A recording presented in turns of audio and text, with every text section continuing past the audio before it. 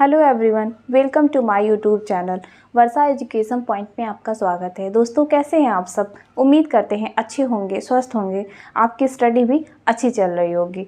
दोस्तों, हम लोगों ने हिंदी साहित्य के इतिहास में आदिकाल पढ़ना प्रारंभ किया था। हम लोगों ने क्या पढ़ लिया आदिकाल में? आदिकाल में हम लोग उसका काल निर्धारण कैसे हुआ उसको अच्छे से पढ़ा, आदिकाल की विशेषताएं पढ़ी। ठीक, आज हम लोग आदिकाल के नामकरण पर चर्चा करेंगे।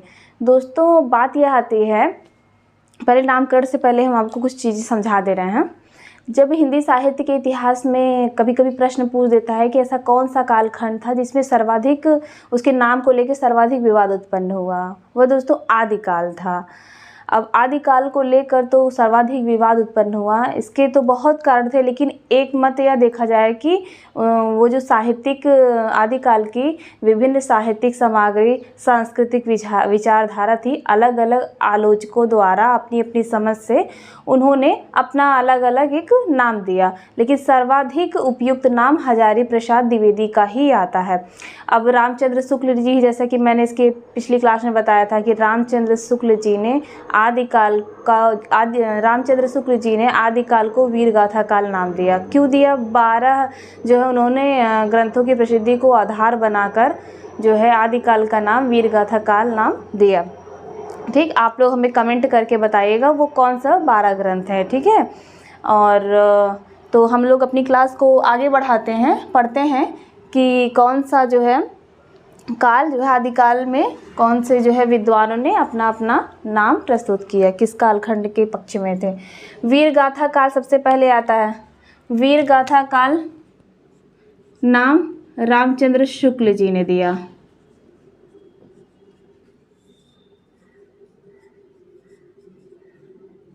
ठीक है, अब जैसे कि रामचंद्र शुक्ल जी हैं वीरगाथा काल, तो हम लोग तुरंत जैसे कि जब एक क्वेश्चन पढ़ा करें तो उससे संबंधित जो भी हमारे दिमाग में, जैसे वीरगाथा काल रामचंद्र शुक्ल आया, तुरंत आपके दिमाग में आना चाहिए हाँ हम लोगों ने इनसे संबंधित चीज़ें पढ़ी थी कि वीरगाथा काल इन्होंने क्यों नाम दिया। 12 ग्रंथ थे, 12 ग्रंथ मैंने आपको बता दिया था। ठीक है, 4 अपभ्रंश भाषा में थे, 8 देशी भाषा में थे। फिर उसके बाद रामचंद्र शुक्ल जी का और हम लोगों ने क्या पढ़ा था, इनका जो है हिंदी साहित्य का इतिहास ग्रंथ क्या था, वह मूलतः नागरी प्रचारणी सभा द्वारा प्रकाशित हिंदी साहित्य के भूमिका के रूप में हिंदी साहित्य के विकास के नाम से प्रकाशित हुआ। ऐसे दोस्तों हम लोग जितनी भी चीज़ें आगे पढ़ते जाएंगे, तो जैसे अगर किसी का विद्वान का, लेखक का अगर नाम आ रहा है तो उससे संबंधित जितने भी प्रश्न आपके दिमाग में हो तुरंत उसको रिकॉल किया कीजिए, और जहाँ कन्फ्यूजन लगे वहाँ देख लीजिए, तो वो चीज़ तो एकदम कभी भूलने वाली है ही नहीं फिर। ठीक है, अब चारण काल नाम किसने दिया आदिकाल का? चारण काल नाम दिया जॉर्ज ग्रियर्सन।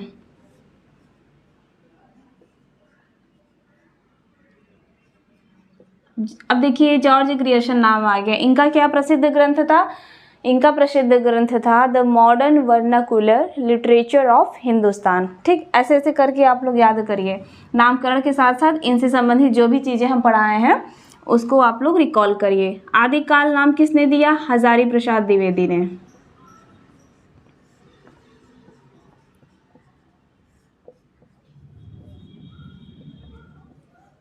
आरंभिक काल नाम किसने दिया? मिश्र बंधु। इनकी एक प्रसिद्ध पुस्तक है मिश्र बंधु ने आरंभिक काल जो है नाम दिया। इनकी एक प्रसिद्ध पुस्तक है, ये 3 भाई थे दोस्तों, गणेश बिहारी, श्याम बिहारी और सुखदेव बिहारी। इनकी पुस्तक क्या थी? मिश्र बंधु विनोद, जो कि 4 भागों में प्रकाशित थी। ठीक, पहला जो है प्रथम का 3 भाग 1913 ईस्वी में प्रकाशित हुआ और चौथा भाग 1934 ईस्वी में प्रकाशित हुआ। बीज वपन काल महावीर प्रसाद द्विवेदी जी ने।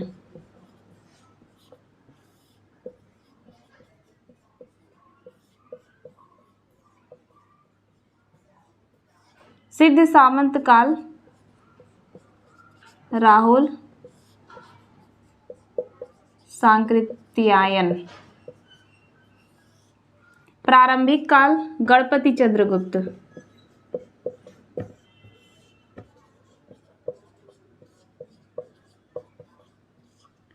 अंधकार काल है कपिल कुल श्रेष्ठ जी का।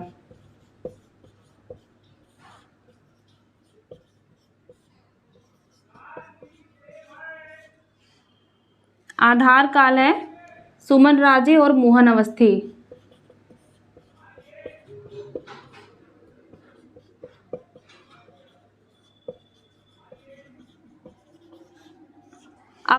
अपभ्रंश काल है धीरेन्द्र वर्मा। उम्मीद करते हैं दोस्तों आपको क्लियर हो गया होगा नामकरण। वीर गाथा काल रामचंद्र शुक्ल जी ने दिया, चारण काल जॉर्ज ग्रियर्सन ने दिया, आदि काल हजारी प्रसाद द्विवेदी, आरंभिक काल मिश्र बंधु, बीज वपन काल महावीर प्रसाद द्विवेदी, सिद्ध सामंत काल राहुल सांकृत्यायन, प्रारंभिक काल गणपति चंद्रगुप्त, अंधकार काल कपिल कुल श्रेष्ठ, आधार काल सुमन राजे और मोहन अवस्थी, अपभ्रंश काल धीरेन्द्र वर्मा। एक और है दोस्तों, जैसे ये वीर गाथा काल है तो रामचंद्र शुक्ल है, एक वीर काल है, उसको विश्वनाथ प्रसाद मिश्र जी ने बताया कि आदि काल का नाम वीर काल रखा। मैं यहाँ साइड में लिख दे रही हूँ। तो वीर काल और वीर गाथा काल में कंफ्यूज मत होइएगा।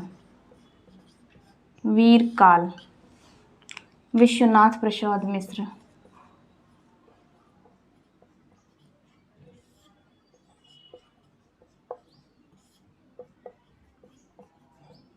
जितने भी इम्पोर्टेंट ये हैं नामकरण वो मैं आपको बता दी हूँ दोस्तों।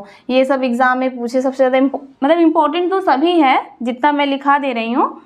जैसे कि ये तो आप जानते रहिए, चारण काल है जॉर्ज ग्रियर्सन, आदि काल तो सर्वमान्य की दृष्टि से आदि काल ही है, ठीक। सिद्ध सामंत काल राहुल सांकृत्यायन। और एक काल और आ जाता है दोस्तों, संधि या चारण काल है, वो राम कुमार वर्मा द्वारा है। मार्कर कहाँ है?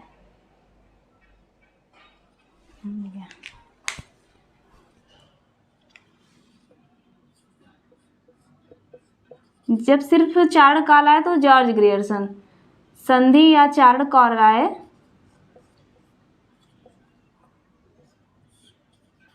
तो राम कुमार वर्मा जी हैं।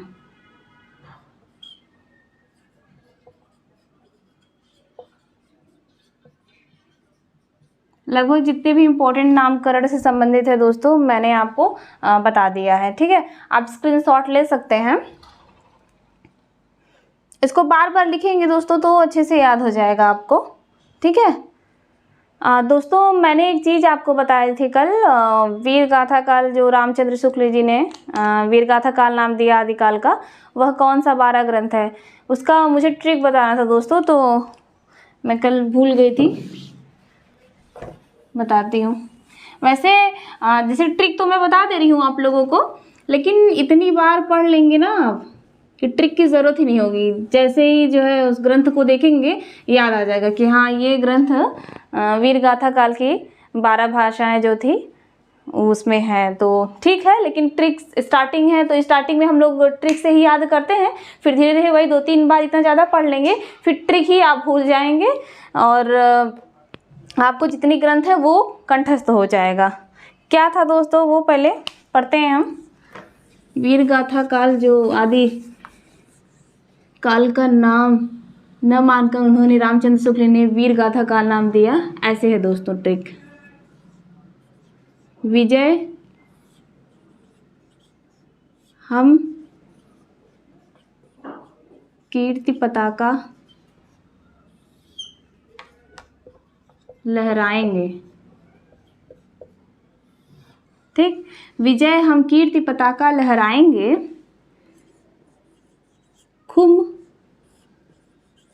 पृथ्वी पर 20 साल।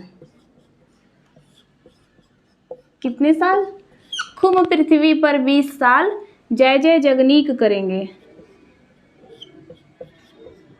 जय जय जगनीक करेंगे खुसरो और विद्या के साथ।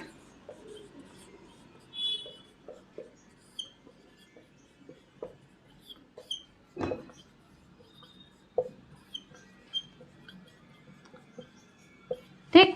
अब कैसे है ये दोस्तों? विजय से विजय पाल रासो, मैं यहाँ लिख भी दे रही हूँ। विजय से विजय पाल रासो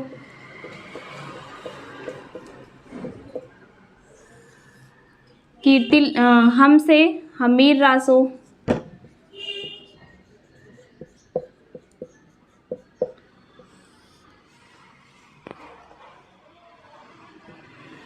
देखिए जितनी भी रचनाएं हैं उसमें रासो शब्द लग रहा है, वो हम आपको अभी नेक्स्ट क्लास में जब रासो साहित्य पढ़ाएंगे तो बताएंगे, ठीक है। अभी बस आप ये पढ़ते जाइए। कीर्तिलता, इसमें दोनों आ जाएगा, कीर्तिलता, कीर्ति पताका, ये 4 भाषाएं हो गई, चारों अपभ्रंश भाषाएं हैं। कौन सी? विजयपाल रासो, हम्मीर रासो, कीर्तिलता, कीर्ति पताका। और ये खुम है, खुम से खुमार रासो, ठीक। पृथ्वी से पृथ्वीराज रासो,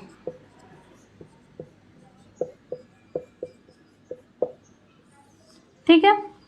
20 से बीसल देव रासो,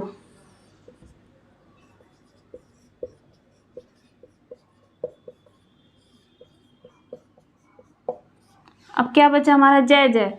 1 जय से जयचंद्र प्रकाश, जयचंद्र प्रकाश। 1 जय से जय मयंक, जस चंद्रिका, ठीक।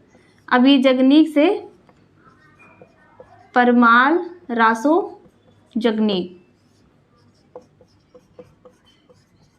ठीक हो गया हमारा। अब ये 2 खुसरो, खुसरो से खुसरो की पहेलियाँ,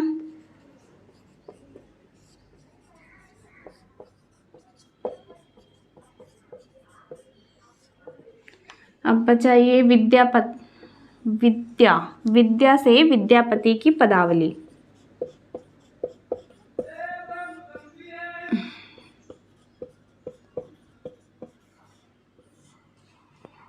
ठीक है दोस्तों। तो देखते हैं हमारे ये 12 ग्रंथ हुए कि नहीं। 1 2 3 4 5 6 7 8 9 10 11 12,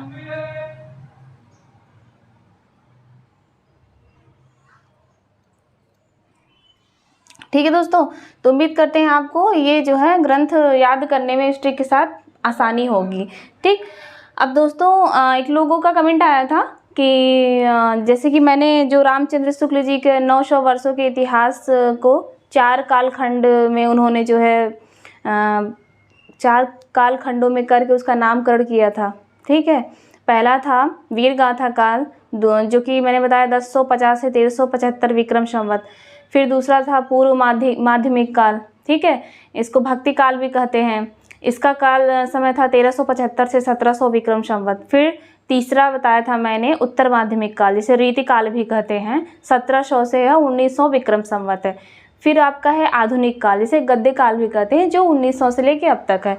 तो दोस्तों जैसे ये विक्रम संवत में है, ऐसे में बहुत सारी चीज़ें मिलेंगी जो विक्रम संवत में पढ़ेंगे, कभी ईस्वी में पढ़ेंगे। तो होता क्या है दोस्तों, आप चाहे विक्रम संवत में पढ़िए चाहे ईस्वी में पढ़िए। अब अगर जैसे कि प्रश्न आ जाता है, अब आपने विक्रम संवत में ही पढ़ के गया है तो इसे पूछ दिया है, तो कुछ करना नहीं है। अगर देखिए ईस्वी में दे, उसको विक्रम संवत बनाना हो तो उसमें जो है +57 कर दीजिएगा, ठीक। तो वो विक्रम संवत में कन्वर्ट हो जाएगा। फिर उसके बाद अगर जैसे कि विक्रम संवत दिया हो, ईस्वी में कन्वर्ट करना हो तो 57 से माइनस कर दीजिएगा, ठीक है दोस्तों।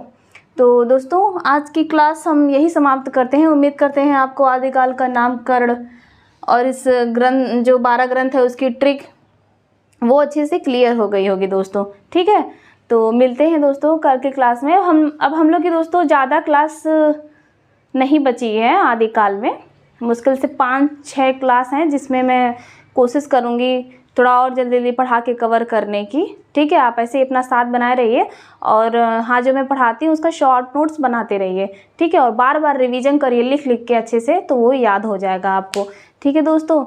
तो मेरी क्लास यह आपको पसंद आई होगी तो लाइक करिएगा दोस्तों, अपने प्रिय दोस्तों को भी शेयर करिएगा, ठीक है। तब तक के लिए धन्यवाद।